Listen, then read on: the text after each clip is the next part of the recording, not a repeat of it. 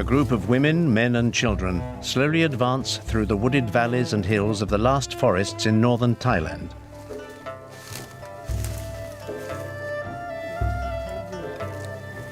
Gradually, the lattice of the canopy closes in.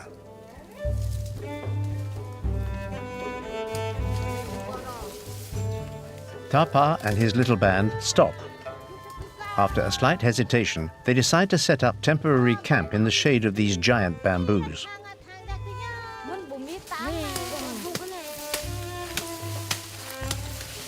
They still use a few of the techniques that only a few years ago were part of their daily life as nomadic hunter-gatherers.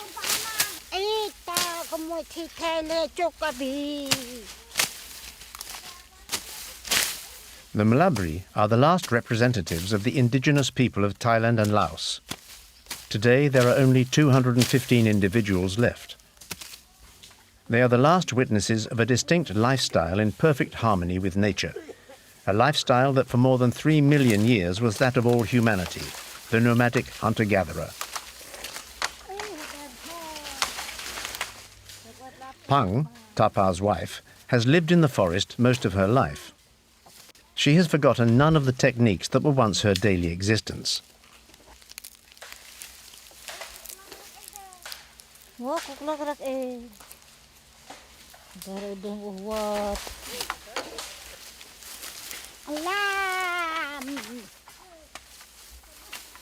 Until recently, these Mlabri built their temporary shelters of branches in just a few minutes.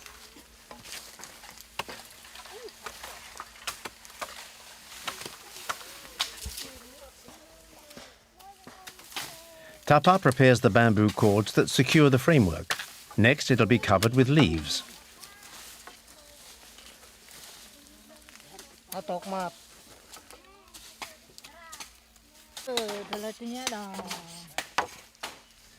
In the middle of the last century, villagers in the Lao-Thai border region discovered these mysterious shelters hidden in the jungle. The villagers thought they belonged to a spirit people.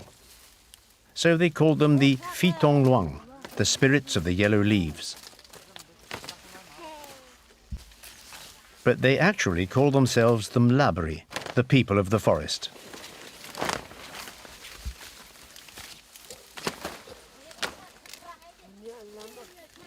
Originally from northern Laos, the Mlabri migrated during the 19th century to the mountains of northeastern Thailand. They found refuge in the dense jungles of the Nan and Phrae provinces. A few families remained in the region of Sayaburi in Laos.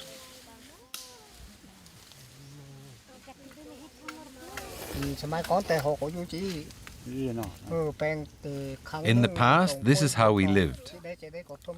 During the rainy season, we used banana leaves. When it was dry, any type of leaves were good.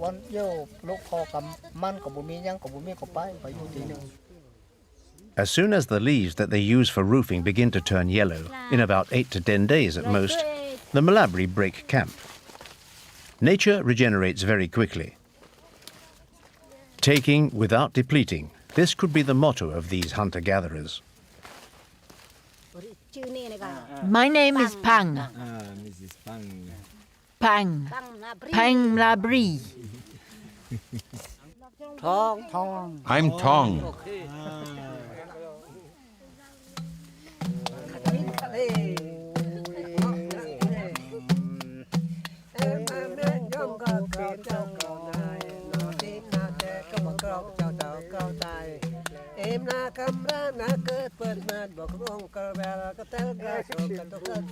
I encountered the Mlabri for the first time in 1985, during a long expedition into the heart of the forests of Phrae province in Thailand.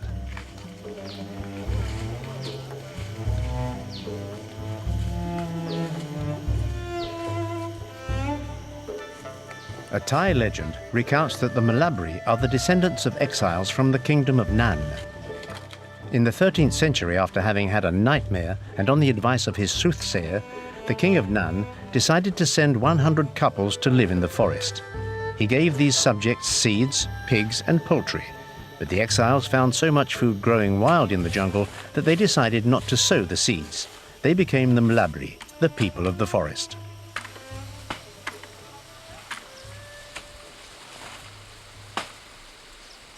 At a signal, the leading men stop. Everyone starts to clear a plot of land, to cut a few long bamboos or to collect banana leaves.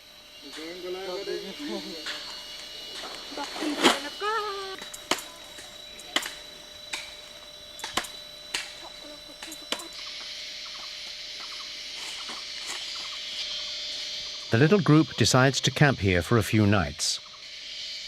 Just for 5 or 6 days. Then they'll abandon these temporary shelters and construct others a day or two's march away. That's the distance needed in order to find a new supply of game, as well as wild berries and edible roots.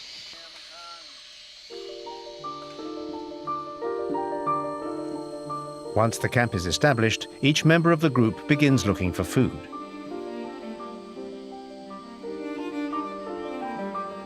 When they wish to express their thanks for living here, the Mlabri express it in these terms. We take the forest as our house. We take the moon and stars as light. We take wood for our pillows. We sleep with our heads covered with biting ants, our feet covered with pinching ants, our backs and bellies covered with stinging ants. And we are so happy.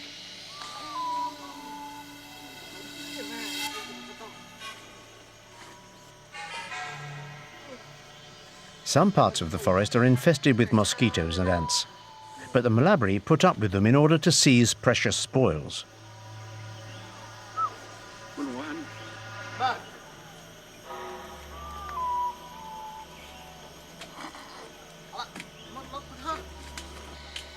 Wild honey is their delight, even if they have to endure a few stings in order to gather it.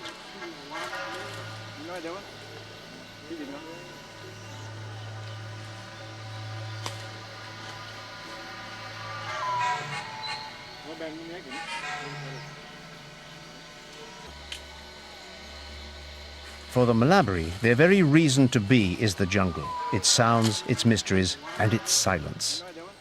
They delight in roaming it in search of game. To dream, asleep in their shelter of leaves, or at the base of a tree, their gaze lost in the sky above.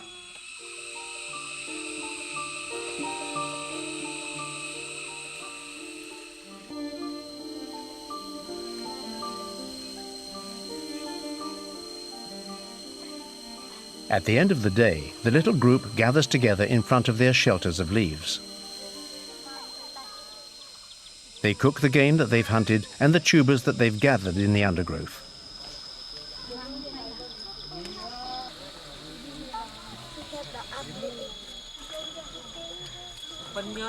The fire is revived and each family gathers around banana leaves and shares a well-deserved meal.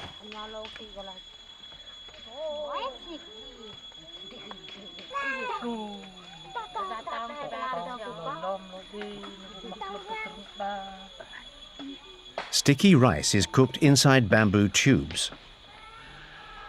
Rice is one of the few articles of trade that the Mlabri get from their Hmong and Thai neighbors.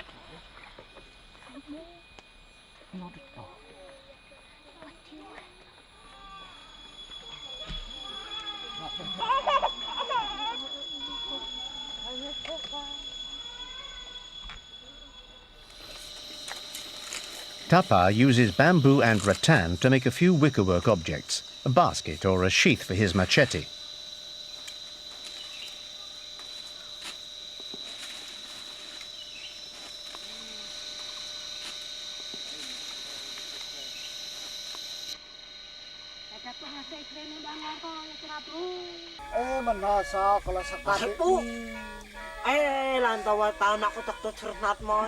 The hunting was good, and the Mlabri are pleased. So they play the ken, a reed instrument, and they rhythmically hit the ground with hollow bamboo poles.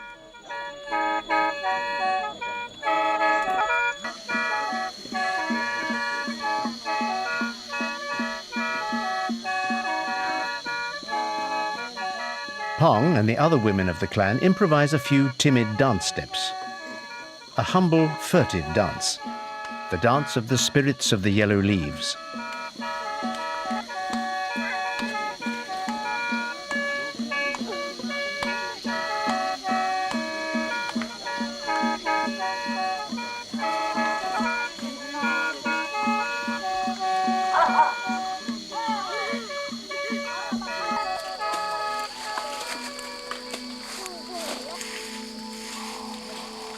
Night falls on the camp.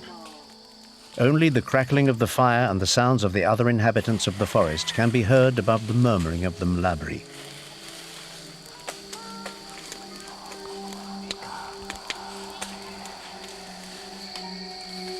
At night, the spirits seem ever so much closer. So in order to appease them or subdue them, the Mlabri sleep with one eye open. We hear them regularly get up and tend the fire, look for dry bamboo or leaves. When they sleep, it's always with one ear on the ground, so that they can anticipate the least danger.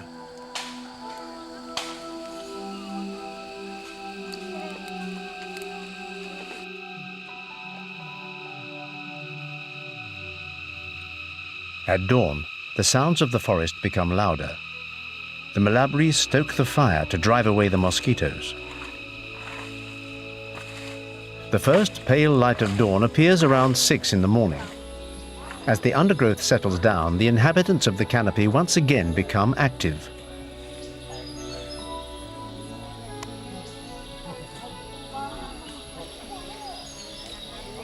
Gathered around Tapa and Pang, they share the morning meal. Tapa roams through the seasons with 1 or 2 other families. Sometimes they travel for a while with children from other clans or with their daughters' young suitors.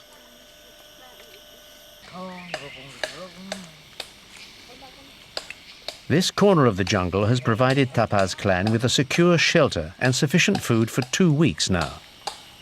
But it's time to be moving on to a new spot.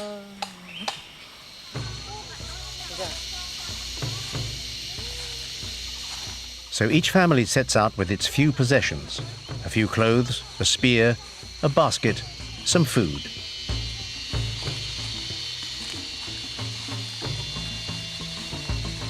Those sensitive to the cold wrap themselves in banana leaves.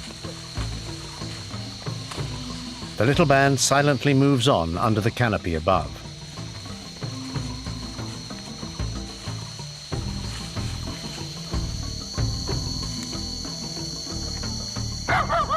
At the beginning of the 80s, the Mlabri still roamed the forest in small groups, following the seasonal and forest cycles.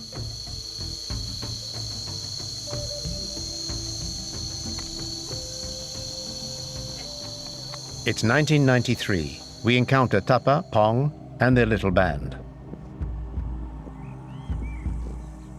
Other men, less reserved and less spiritual, have taken the right to destroy the jungle, sell its wood, and cultivate fields. On the bare hills and denuded slopes, the leaf shelters of the Mlabri now look more like camps of boat people on their way to nowhere.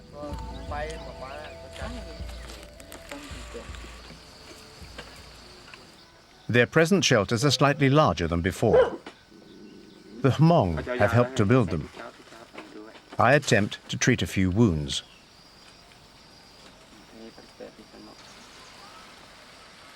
The Mlabri have no other choice now than to work for the Hmong hill tribes or the Thai villages, and now they must work the soil.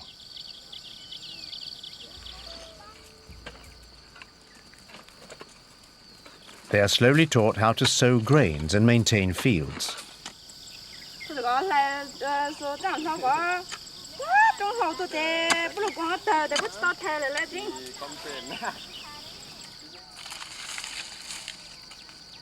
They sometimes even go so far as to help the Hmong burn entire sections of the forest. Actions previously unknown to them, and against nature, against their nature. But the Mlabri know that in exchange they will receive a little rice. And if they work hard, the Hmong might even give them a small black pig.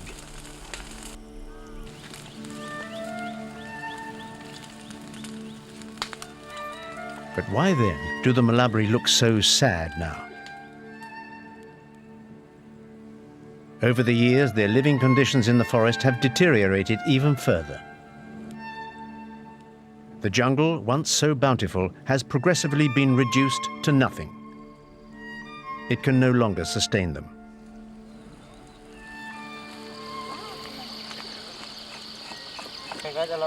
Ket and his band's only present riches are the still vivid memories of a happy childhood.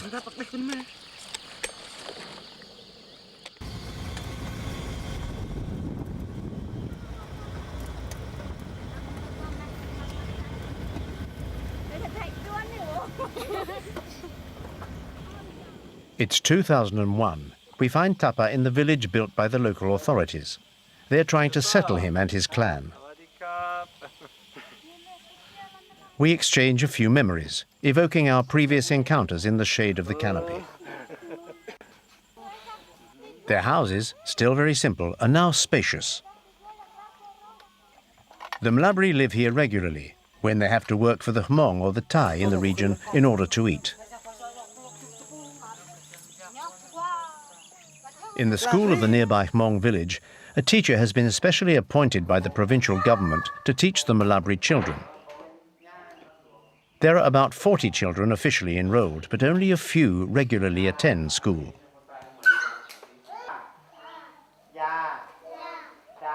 They gradually learn how to cope with a world that is not their own, but to which, for better or for worse, they will one day belong. In Thailand, as in Laos, the Mlabri have never existed. Their status as an indigenous people has still not yet been recognized by the national laws. In the collective memory, the Mlabri have always been thought of as furtive spirits of the forest, as ghosts.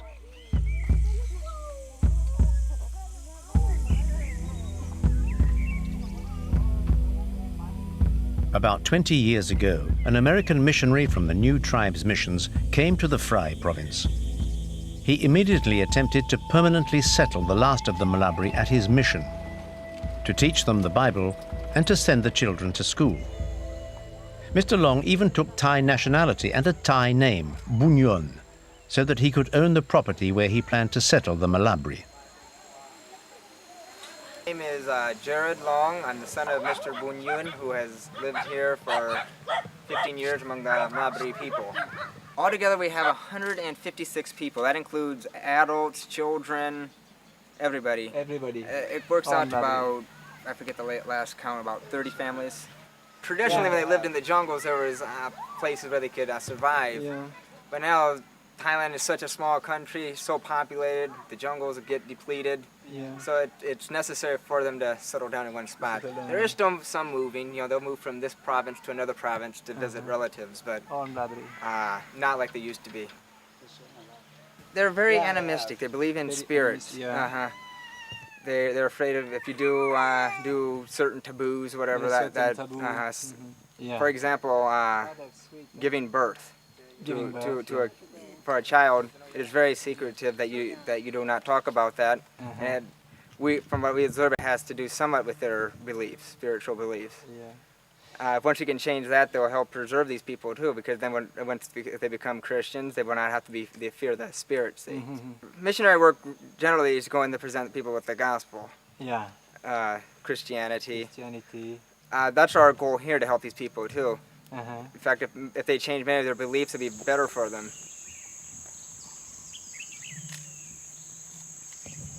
Tapa's village is 200 kilometers away from the mission.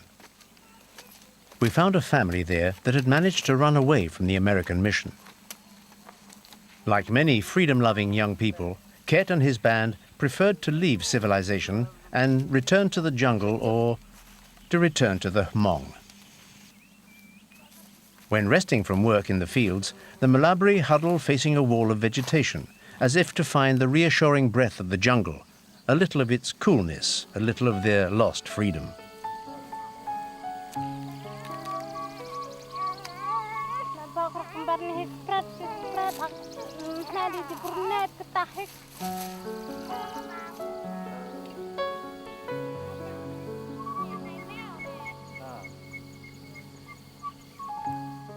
In the little village built by the local authorities, a few families try out this new lifestyle.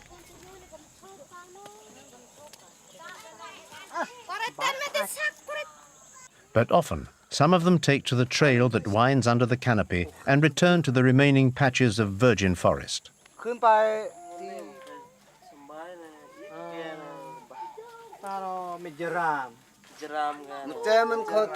About this house, And then about the clothes and everything in this house means from the family, and then they move back to the jungles because they don't like to stay in the village like this.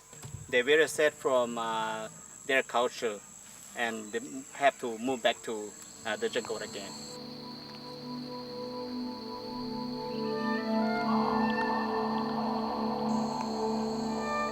At the beginning of the 2000s, there was still a bit of forest left near the little Mlabri village. The jungle stretches towards the Mekong, then beyond into Laos. The Mlabri like to seek refuge there. Some disappear into it for months, others forever, such as Tabut and his family. One fine morning they went into the jungle and never came back. They left no trace, no indication of their destination.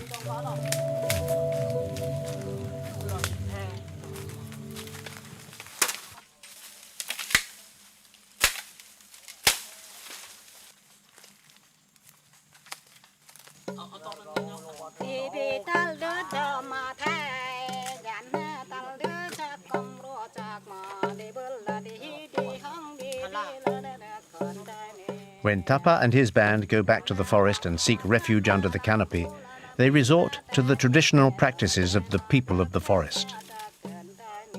For the Mlabri, survival depended upon the inherited techniques and experiences of their ancestors, passed down from generation to generation.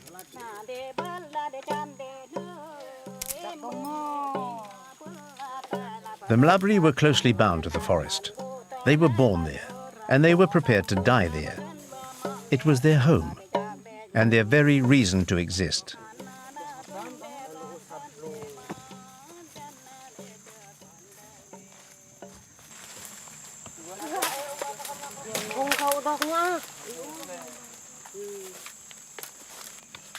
Ikla digs in the ground.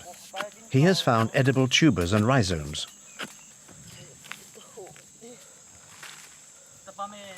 More gatherers than hunters, their diet follows the seasons. Frogs, lizards, crickets, cicada, larvae, eggs and chicks, honey and bamboo rats are their favorite foods.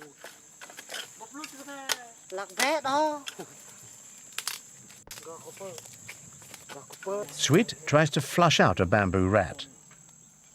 A few tiny traces indicate its burrow. He was right, but this little shoot found in the ground indicates that the rat is long gone.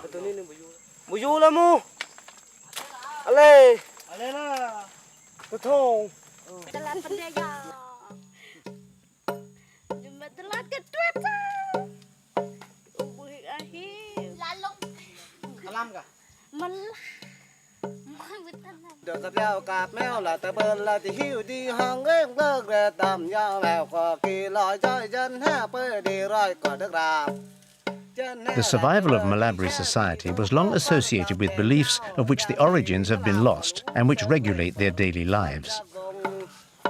Each hunting act, such as tracking an animal to the top of a tall tree or flushing one out of the thicket with a spear, was accompanied by precise rituals and words destined to appease the spirits of the forest.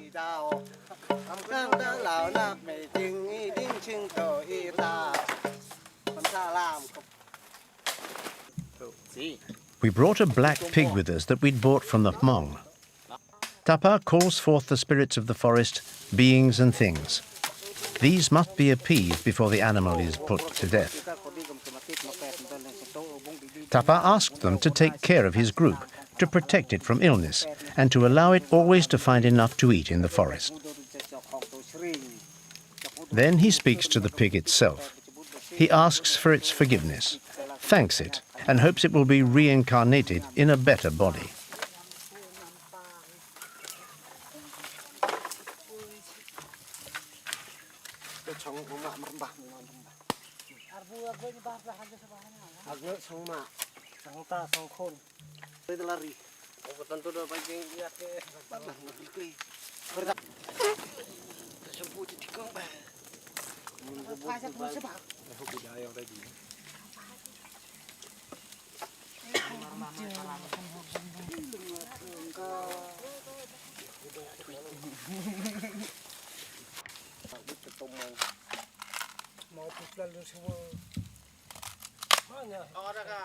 The little group has prepared the pork in the traditional manner.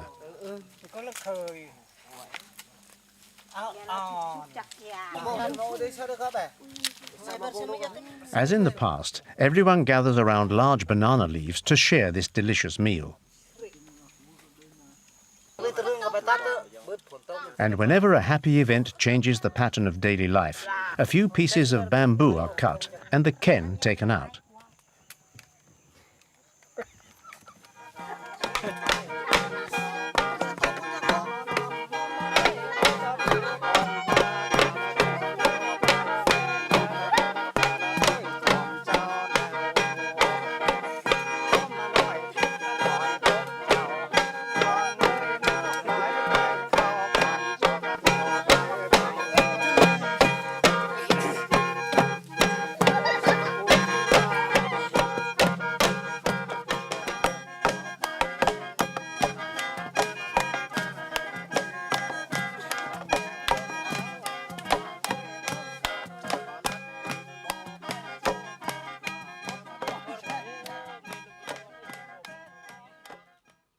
It's November 2008. The forest has receded even further.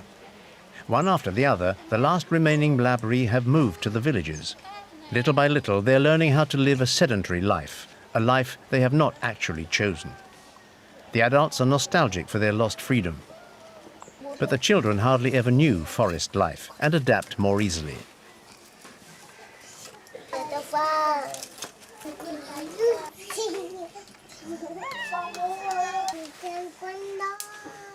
They're gradually learning to accept the benefits and drawbacks of the market economy that their neighbors want them to share.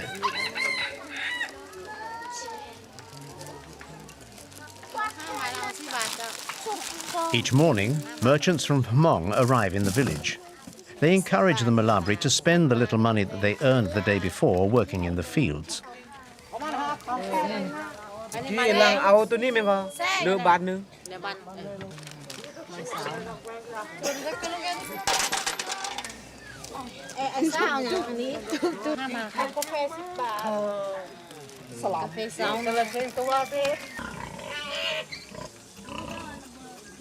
They're taught how to tend domestic animals, how to raise poultry and pigs.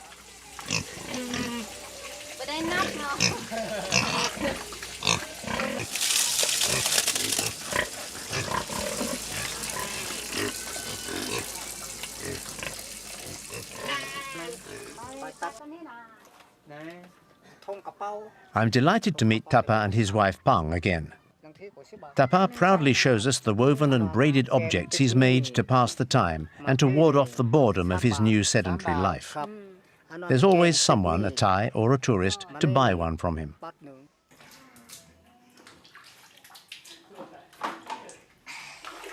In the little village school, the Thai teachers are very attentive to the children, under the portrait of King Bhumibol.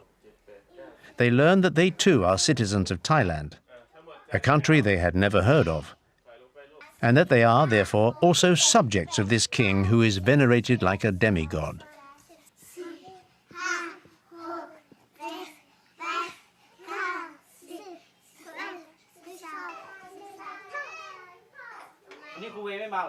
At school, they eat a more or less balanced diet, and meals are taken at regular hours.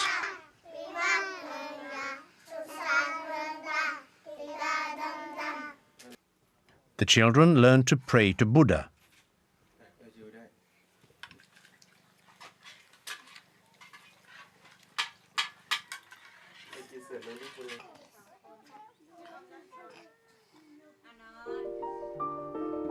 After the midday meal, it's time for a nap.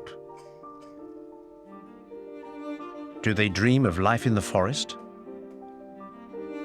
Or of the motorcycles and cars they sometimes see on the roads?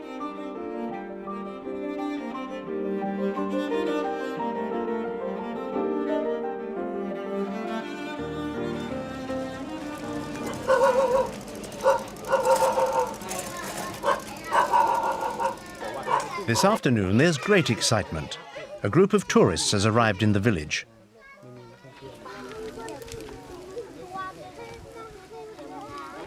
They're accompanied by a dignitary from one of the local temples, along with a few monks. They're distributing many gifts.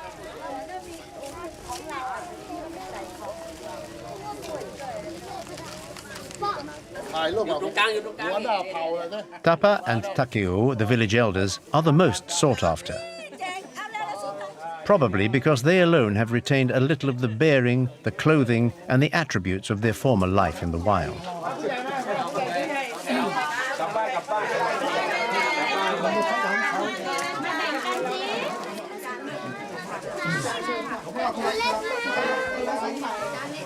Both children and adults line up to receive their handout.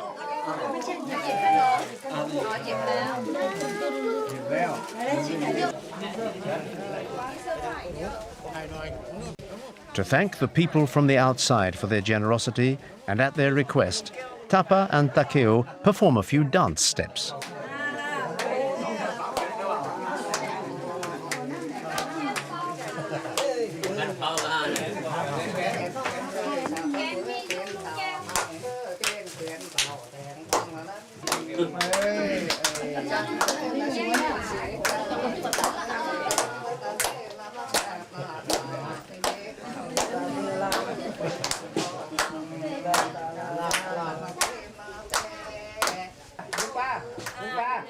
It's a far cry from the Mlabri's singing and dancing that would make the bamboo forests echo when they used to thank the spirits of nature.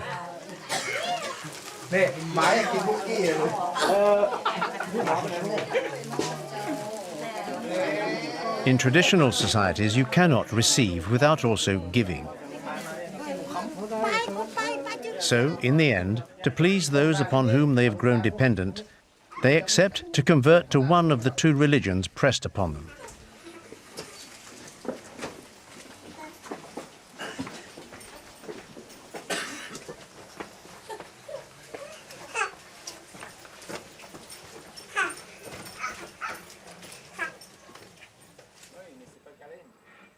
The Thais have built a Buddhist altar in one of the village huts.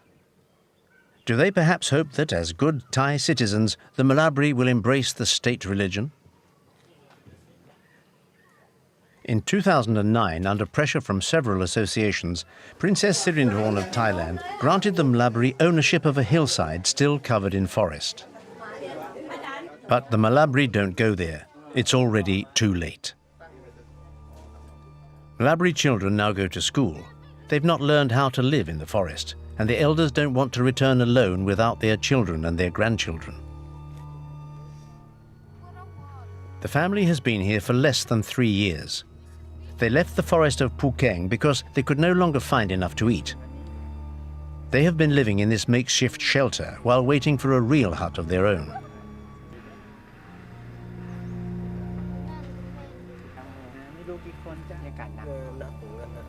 We're hungry, and yet we get up every day at 5 a.m. to look for work.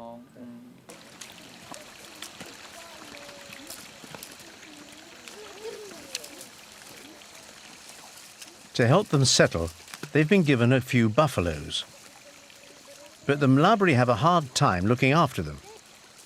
They let the beasts roam with a freedom once so dear to themselves, a freedom to go wherever they so wish, a freedom of which they are now deprived. Within a few weeks, there will not be a single buffalo left in the village.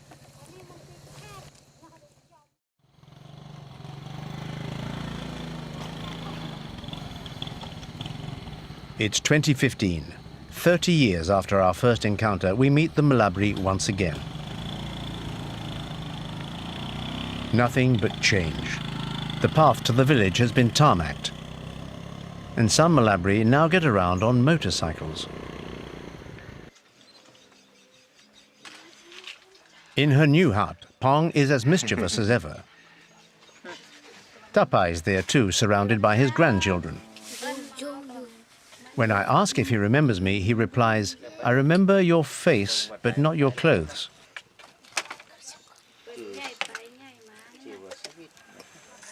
They're happy and glad to see the images I took of them in the days when they still lived their nomadic lives of hunter-gatherers. We come from the mountains of Pukeng. Up there, life was very peaceful. We could roam in total freedom. We used to stay 2 or 3 days in one place, then go off somewhere else.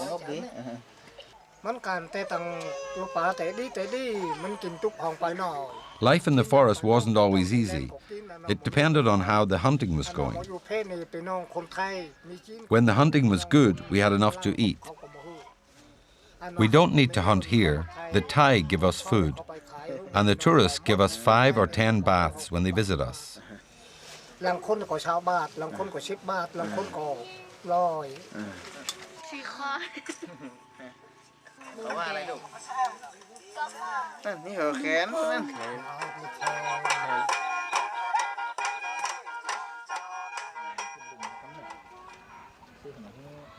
When they lived in the shade of the forest, the Mlabri were animists. They respected and honored the spirits of nature, of plants, and of animals. Today, Christian churches are also trying to convert them. The neighboring Hmong village has several Protestant temples. Some Mlabri now go to the Baptist church. The Hmong pastors are a little more tolerant than the American pastors of the New Tribes mission. Even if they don't yet fully understand what's expected of them, the Mlabri gracefully participate in the ritual of prayer that they have been taught.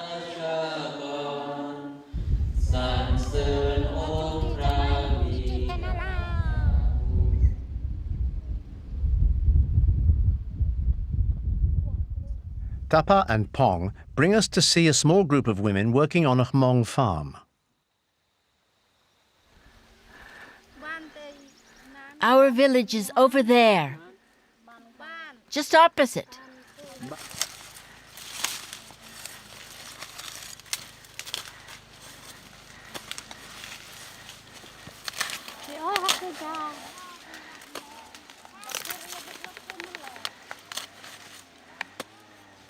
Over the past few years, the remaining forests have been destroyed. They have been replaced by huge fields of corn and orchards of lychees.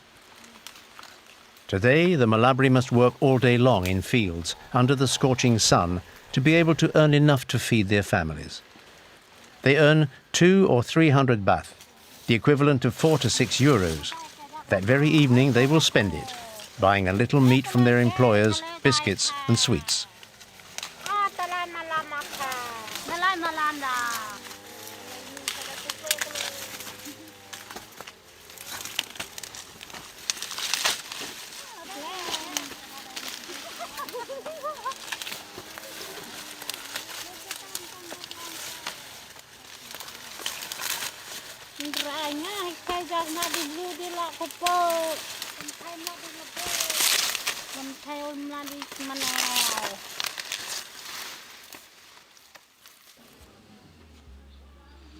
Every day, Takeo aimlessly walks through the village streets.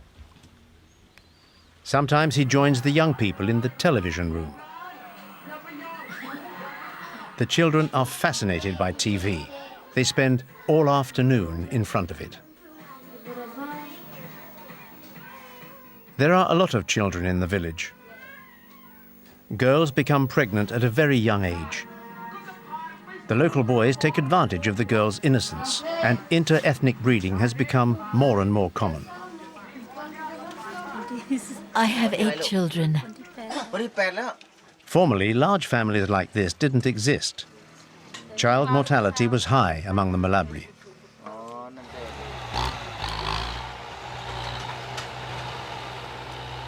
A tractor is preparing a parking lot for the tourist vehicles that local authorities hope to attract as far away as here. All around the Mlabri village, for as far as the eye can see, there are only fields and tarred roads. Tapa and Pong now live permanently in their cabin. For them, everything has changed. Pots and pans have replaced their bamboo receptacles. Rice has replaced the wild fruits and tubers of the forest.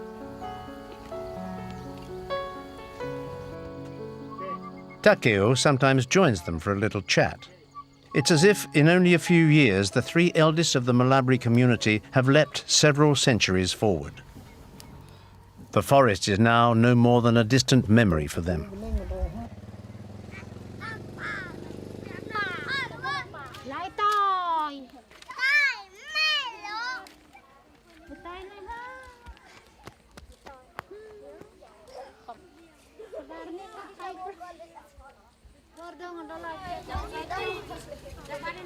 As it has every evening for the past few years, the Hmong pickup truck comes to park in the center of the village.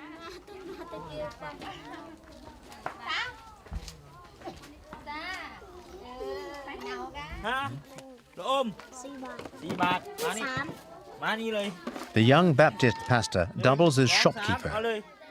Or is it the shopkeeper who doubles as pastor?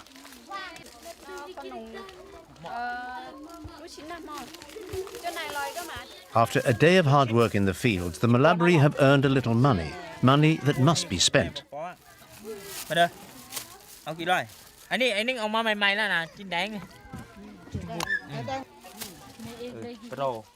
Bong is always quite surprised to see that all can be traded for these bits of old crumpled up paper.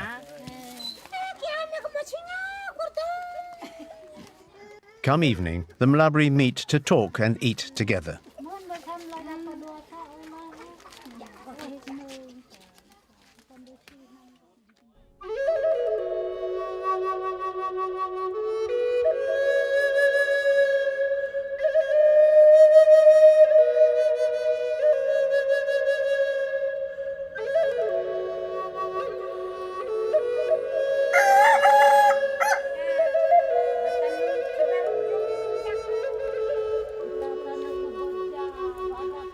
This morning, Tapa and his family have decided to spend some time in the forest with us.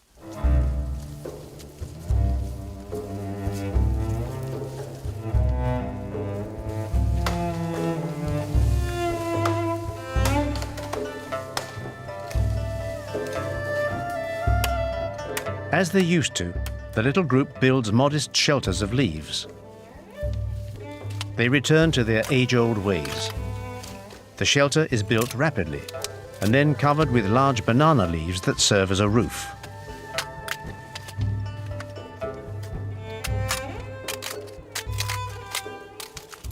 Tapa gets a bundle of bamboo to light a fire.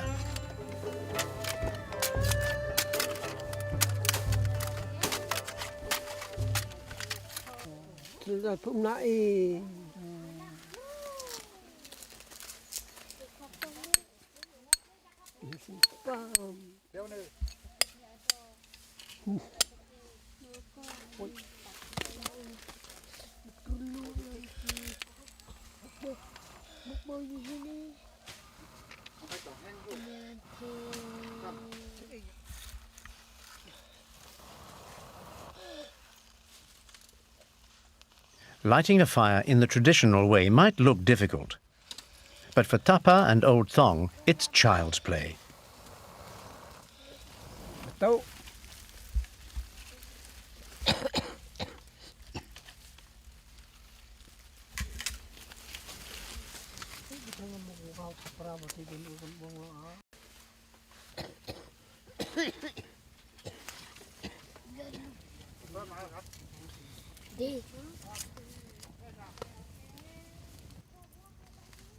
Tapa shows us how he protects himself from the chill of dawn when the sun had not yet warmed up the forest.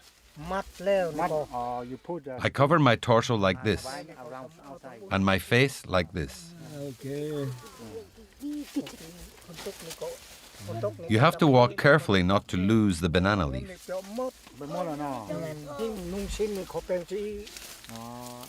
Women wear the leaves like this.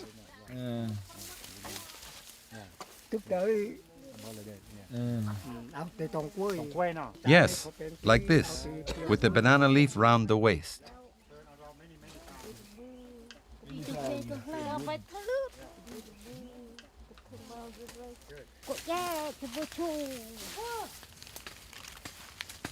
Thong has gone to get water. She fills 2 bamboo stems. Bamboo proved a real boon for the Mlabri. In the village, it's still often used. Tatong uses it to cook pork.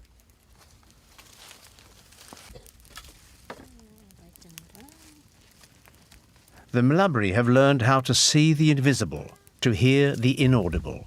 The natural elements, the sky, water, and the forest, all have a soul, as do plants and animals who are their great ancestors. Pake,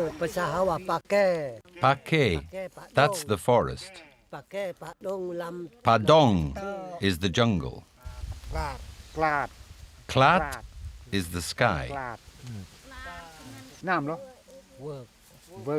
Wur is water.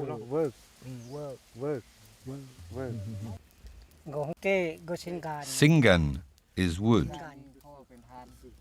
Gonkeg is fire.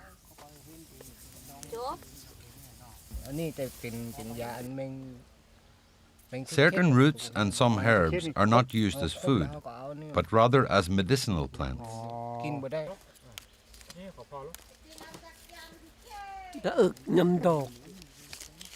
Dong shows us how to apply a compress that relieves migraine. This is made from a medicinal plant well known to the Mlabri.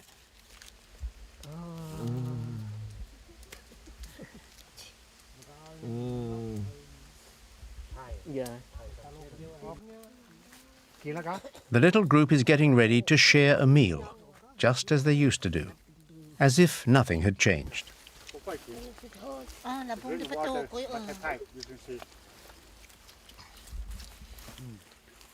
They share small portions of meat and cook the sticky rice in bamboo tubes, sharing a moment of pleasure.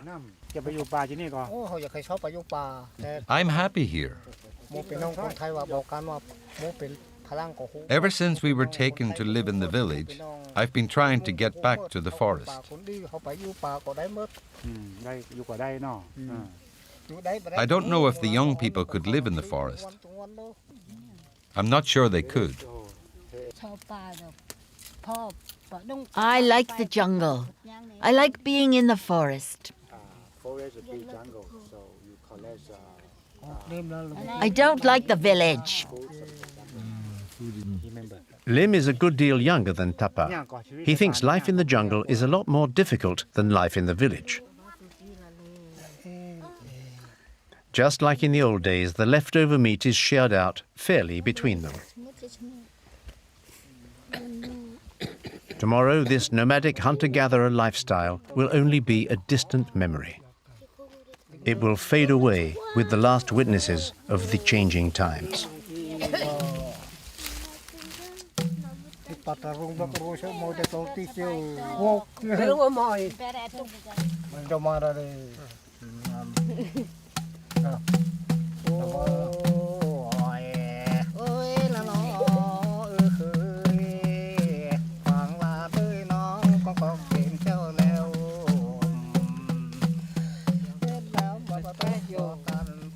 Today, there are no more than 1,000 to 2,000 hunter-gatherers spread over the entire world, in forgotten corners of the globe. They are the last surviving witnesses to a lifestyle that is 3 million years old, a lifestyle that will have disappeared completely by the year 2025.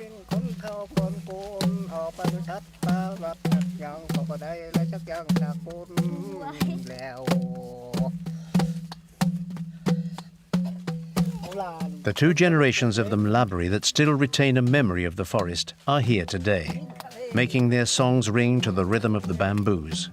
They will take the forest's mystery with them. And so, as the furtive spirits that they have always been, the little people of the forest return to their world of silence, to the silent murmur of the forest. They rejoin legend and will remain forever in the collective memory of the peoples of Thailand as a spirit people, the spirits of the yellow leaves.